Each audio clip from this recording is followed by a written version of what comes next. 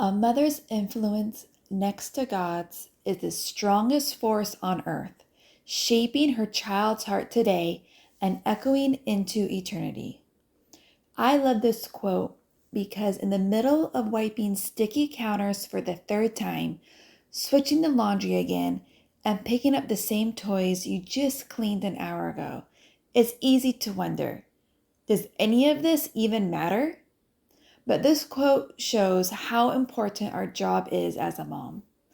One night it will be the last night our kids sleep in our home, and they will leave to start a home of their own.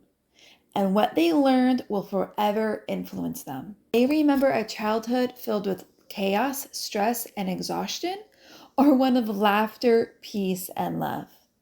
What if the mundane moments of homemaking, the ones you're tempted to rush through or resent, are actually shaping your child's eternity? Come along with me as we chat about how important our role is as homemakers. We will discuss the 3 essential homemaking skills to transform your home that creates a place your children love to be. I pray this video inspires you in your homemaking journey. Hello and welcome to my channel. It's my prayer that from this video, you will know your role as a mom is important and powerful, and that Jesus is with you, guiding you one grace-filled step at a time. I'm Camille Leach, wife, homeschool mom of 3 wild and wonderful boys, gardener, lover of waterfalls and hikes, and most importantly, a daughter of God. Come along with me as we do some homemaking and I share what God has placed on my heart today. I hope this video encourages you, and if it speaks to your heart, please subscribe for more inspiring homemaking videos. Hearing that the home reflects the mom is gut-wrenching. It was for me the first time I heard it. If you are struggling to keep the home, I can relate, and my home was probably way worse off. I used to be so embarrassed when someone unexpected stopped by. When I was a new mom, the laundry was always in mountains in my living room, and the kitchen would be a mess all day. I didn't know how to be diligent or orderly. But because of the high calling I knew I had on my life being a mom, I was determined to find a way. I discovered that homemaking doesn't have to be overwhelming, but that it could be simplified into just 3 basic parts. What I am telling you is what I wish someone had told me in my beginning years of homemaking. And now my family has clean clothes in the drawers every morning, and the kitchen is clean after every meal. God has grown me into a diligent, orderly mom. And if He can do it for me, I know He can do it for you. I won't sugarcoat it. Homemaking isn't always easy. But what I've learned is that it's like a muscle.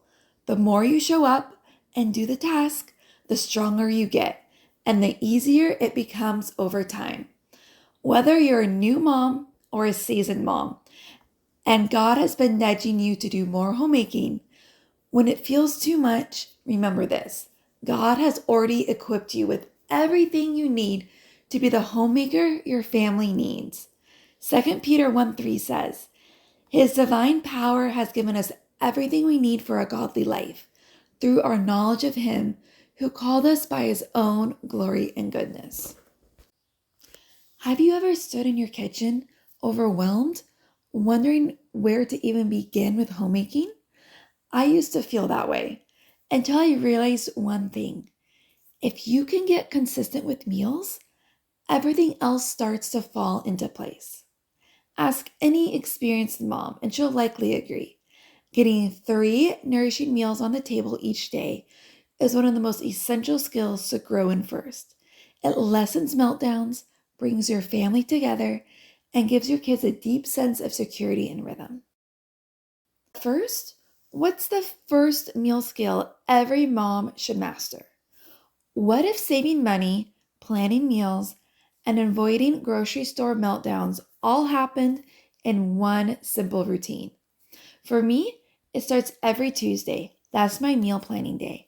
I sit down, plan the week's meals, and make my grocery list. And here's the game changer. I use Kroger Pickup and Costco 2-day delivery. Both are free, keep me on budget, and save me from wrestling 3 little boys through a crowded grocery store. But to be honest, you can have the perfect meal plan and still end up drowning in dinner time meltdowns. Here's what I did to solve that problem.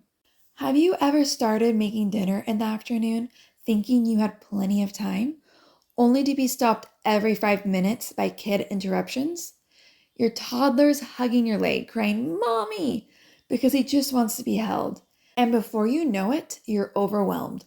Dinner's running late, and your patience is wearing thin.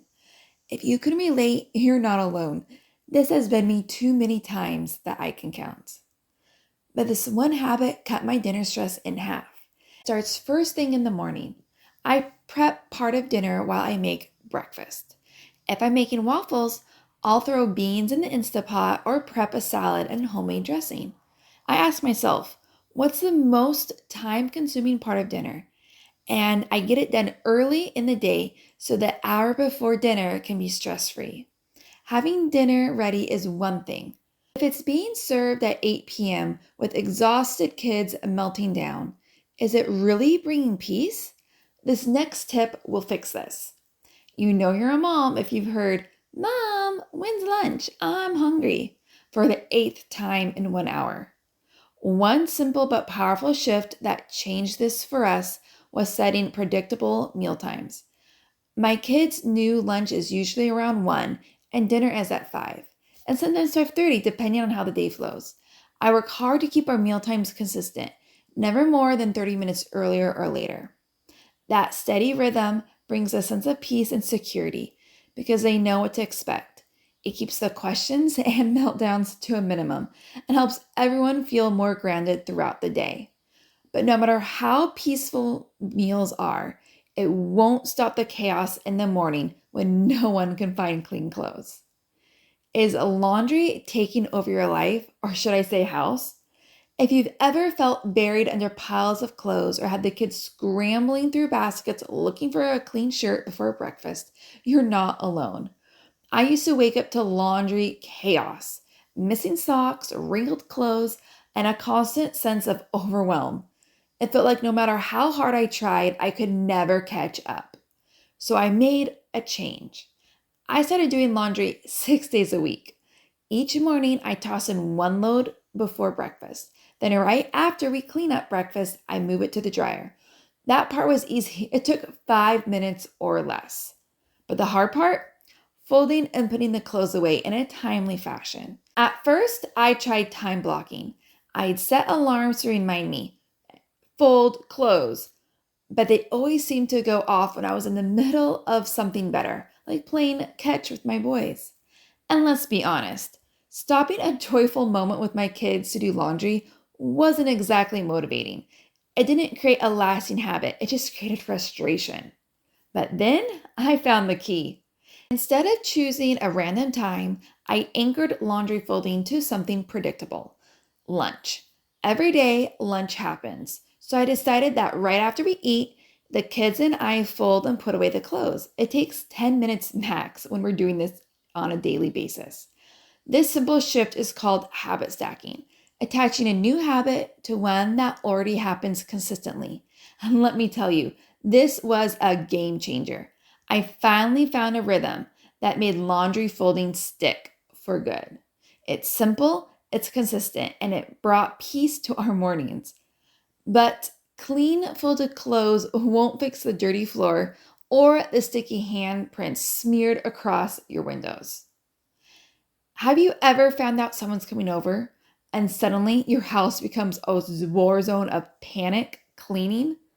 When I was a new homemaker, I'd hear a friend was stopping by and I'd go into full-blown panic mode, scrubbing the bathroom, vacuuming, and mopping the floors, and speed cleaning every surface in sight. It was stressful, overwhelming, and almost always ended in an angry outburst.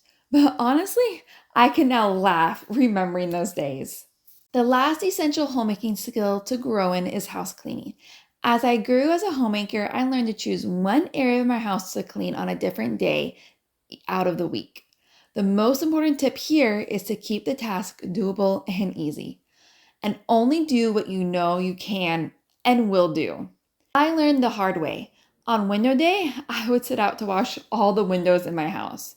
But only 2 windows in, my kids would be crying for my attention, and I would be frustrated, feeling like I didn't accomplish anything. Now, instead of washing all the windows in my house on one day, I just commit to washing like 3 windows in a week.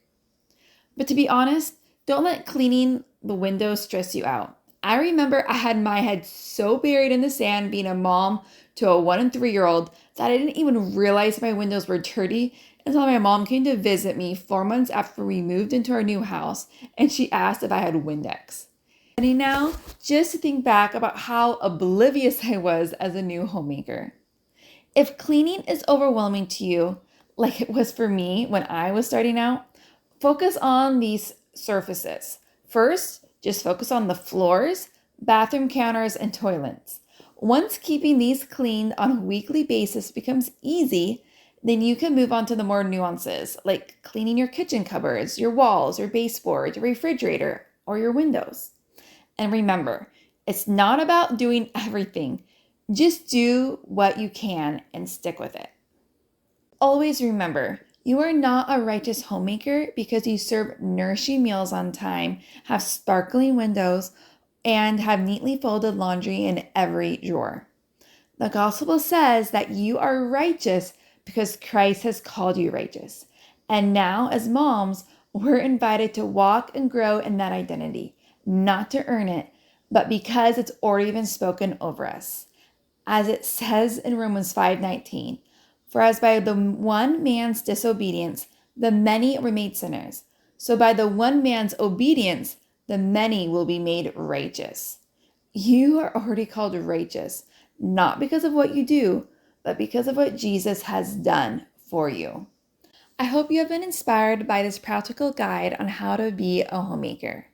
If you feel stuck in stress and constant chaos and want to be that calm, gentle, and joyful mom you've always dreamed of being, please check out my free workshop below.